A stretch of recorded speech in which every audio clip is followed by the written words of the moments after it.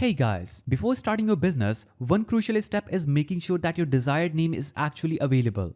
LegalZoom makes that process simple, helping you avoid delays or rejections during LLC formation. And here's how you can do a fast and easy name search using their platform. So visit LegalZoom.com using any browser. Click on LegalZoom.com's website. It will take you to this page. Here, click on Business tab at the top right.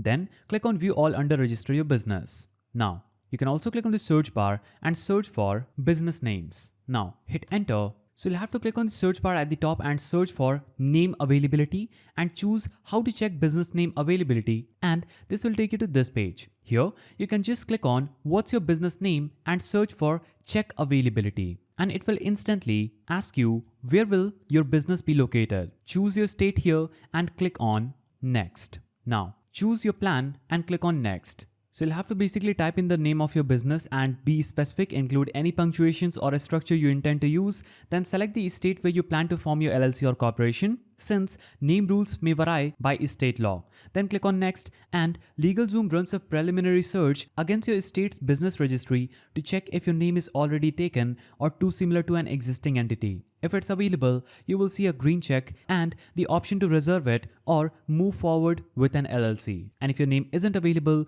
LegalZoom offers alternative suggestions or lets you tweak it and recheck. This can save time versus manually searching the estate database yourself. You can also change your estate and rerun the search with a single click. So LegalZoom allows you to reserve the name or move directly into the formation process using that name. This eliminates the risk of someone else grabbing it while you're finalizing your business setup. It can also take you to this page. You will have to select a plan. So I will choose a basic plan with $0. Then you'll have to choose your primary contact, click on next, choose what your business industry is going to do, click on next, then click on next again.